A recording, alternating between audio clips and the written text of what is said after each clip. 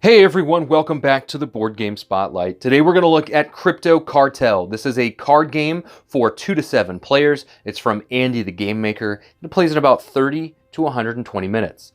So let's take this to the table and I'm going to tell you about it. Today I'm going to show you a quick overview of the game at 2 players.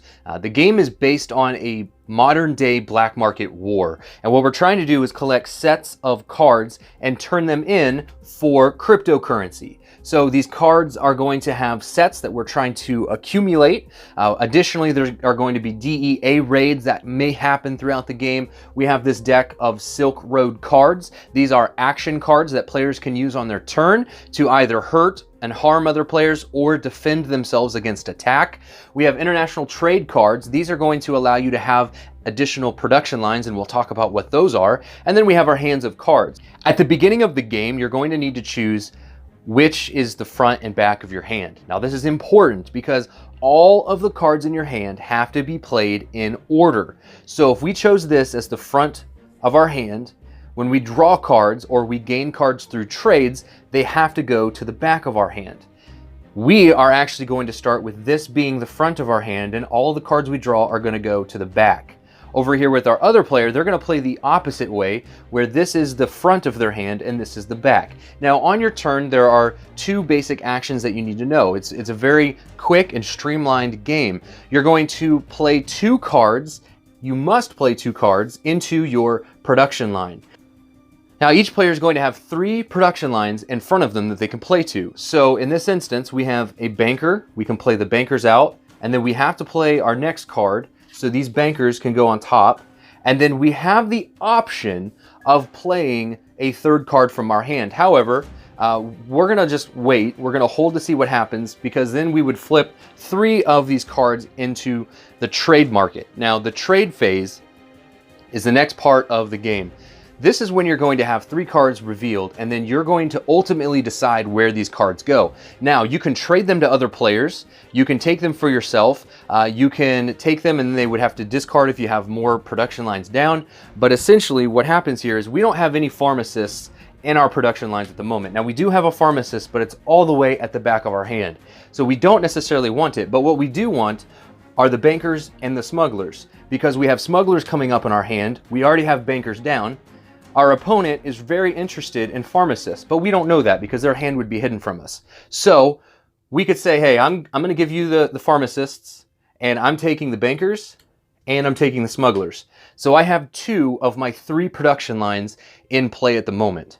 They have 1 of their production lines in play at the moment. To end our turn, we would draw 3 cards, and we would add those to our hand. And again, you add them to the back of your hand. So this is our front, this is our back. Now our opponent would take their turn.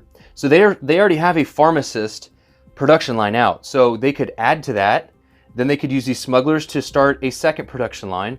And then they do want to play a 3rd card. So they would add another pharmacist on top. Okay, so you'll notice that each of the cards has this cryptocurrency symbol. And then there are a number associated with that card. So on your turn, you may turn in any number of these cards in a production line to gain that much cryptocurrency. So in this case, you're trying to collect 4 pharmacists to gain 2 cryptocurrency.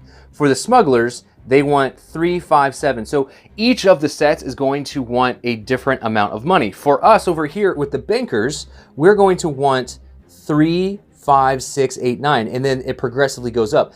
The lower the number on the card, the more that card is worth. So let's go ahead and finish this player's turn out. So we have our cards, we've played our production line phase. Then we're going to go to our market phase. This is the trade phase. We're going to reveal 3 cards. Now, neither of these players have sharks or armorers at the moment. However, both of these cards are really good, but this player would most likely want to take both armorers.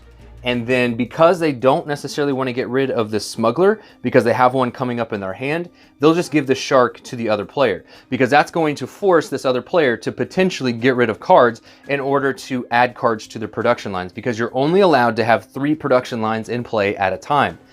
To finish their turn, they would draw 3 cards and they would get added to the back of that player's hand. Now, moving over, this player now has a choice because, remember, this is the front, So they could play these two smugglers onto their card, but the next one's a hacker. So if they wanted to play this hacker, they would have to get rid of the shark.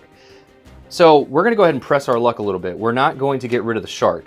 Instead, we'll reveal and see if any of the sharks come up. Okay, they did not come up, so this puts this player in a particular situation where they're going to have to make a choice because they don't want to give an armor to their opponent who already has 2. They definitely want the banker, and they don't really care about the politician. So what they'll do is they'll take the banker, they'll take the armorer to get rid of the sharks, and anything that you get rid of from your production line is just discarded. This leaves the politicians up, so they have to determine where this is going to go. Now at this point, they could take the politician, because you'll notice the politician is worth a lot of points.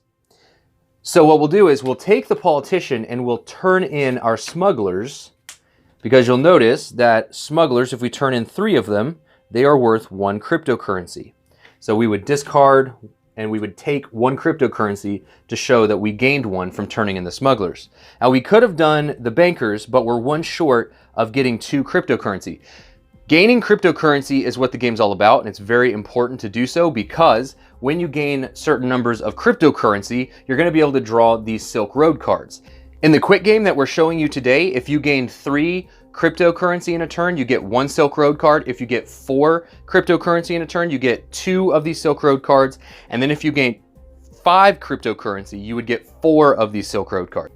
The Silk Road deck has a number of different cards and action abilities that players can take. So here we have Cyber Terrorism, and then we have the Sicario, we have more Sicario, here's a legal action, and all of these are going to allow players to have some take that in the game.